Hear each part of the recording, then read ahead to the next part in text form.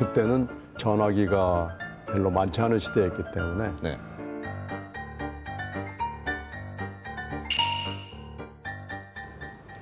여러분 안녕하세요. 최다원입니다. 안녕하십니까, 임사랑입니다. 정치인을 만나 우리 사회 구석구석 정치 이슈를 짚어봅니다. 앵커 정치를 만나다 오늘은 신경민 전 국회의원 모셨습니다. 안녕하십니까? 네, 안녕하세요. 먼저 간단하게 우리 시청자분들께 자기소개 부탁드립니다. 저는요 MBC에 80년대 초에 들어갔어요. 기자로 들어갔습니다. 네. 그래가지고 2011년에 정년 퇴직을 했습니다. 네. 근데 이제 제가 나로 말할 것 같으면 자신감 있는 여자 말하자면 지금은 여기저기 이 시사 프로그램에 뭐 YTN, 연합 TV 뉴스, MBN 그리고 MBC도 7월부터는 나가기로 했습니다. 시사 프로그램에 시사 평론가로 일하고 있어서 네. 본업인 방송으로 사실 돌아왔습니다.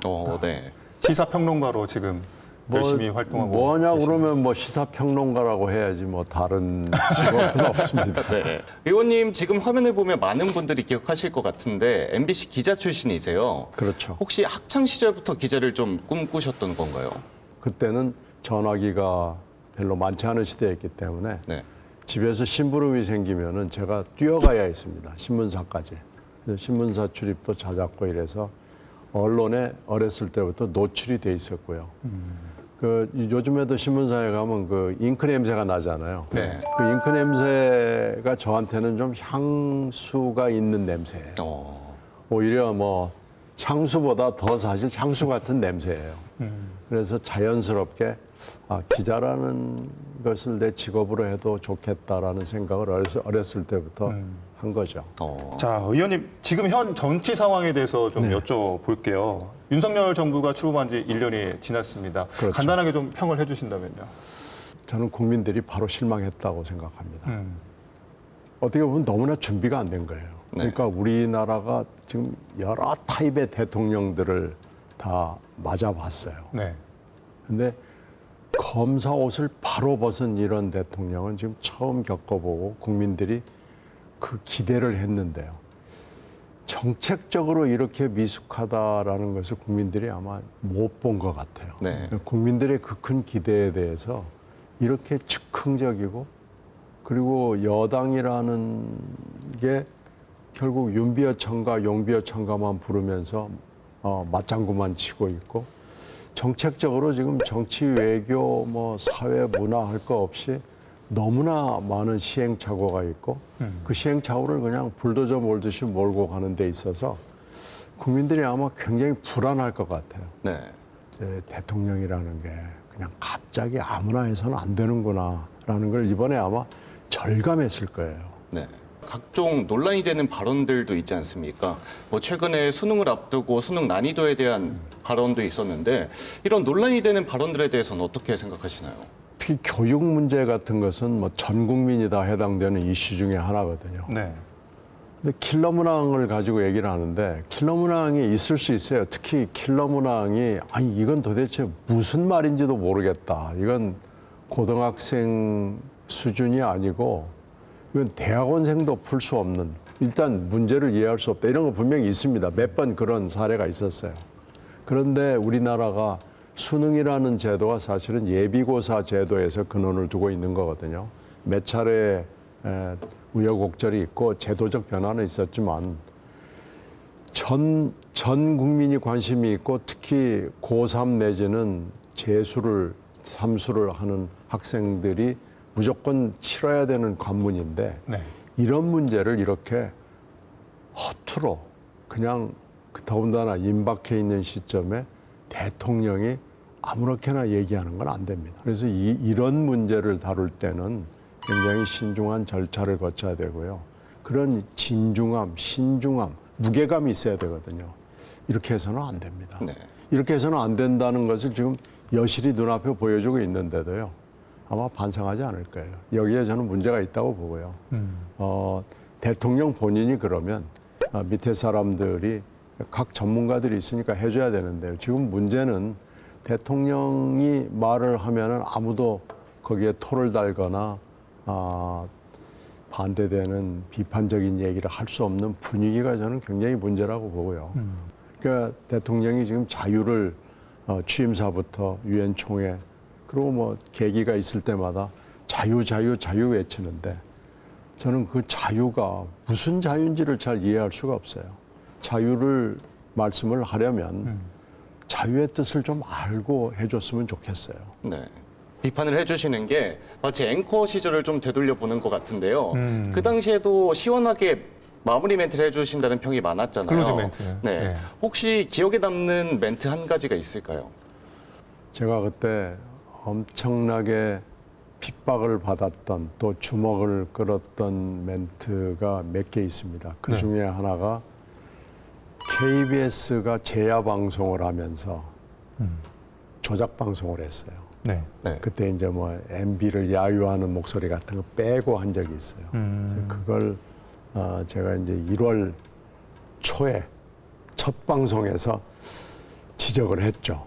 근데 거기서 이제 제가 사실과 진실을 구분했습니다. 현장의 진실이 따로 있고 방송의 사실이 따로 있었다.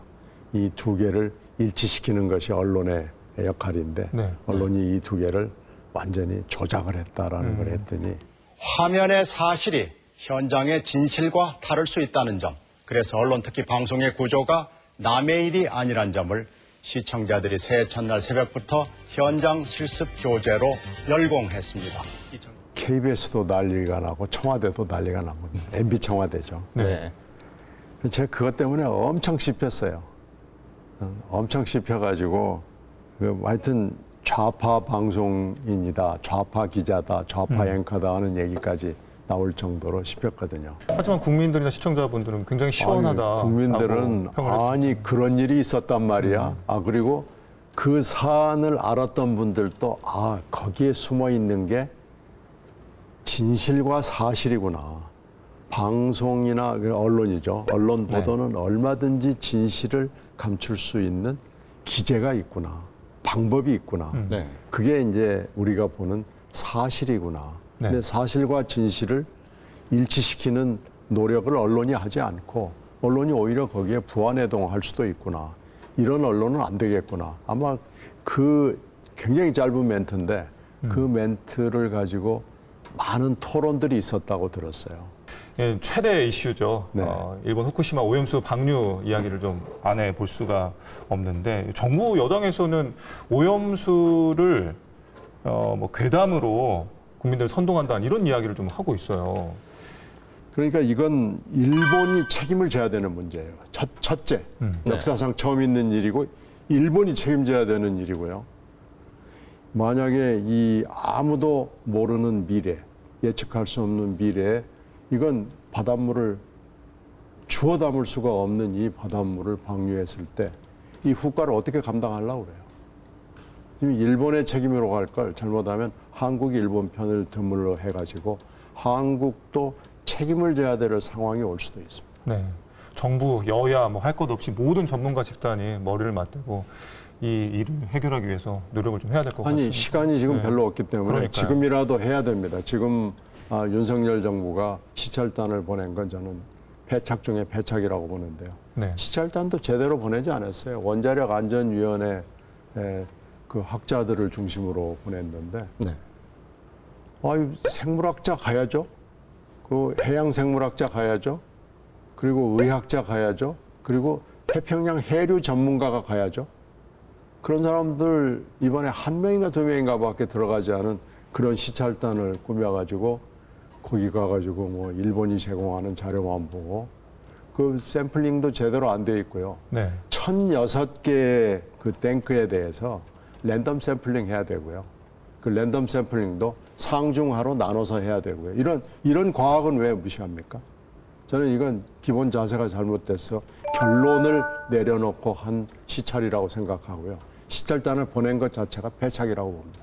정치인 신경민에 대한 여러 가지 이야기들 나눠보고 있는데 이쯤에서 질문 드리고 싶은 게 어떤 정치인이 되고 싶으십니까? 정당의 민주화.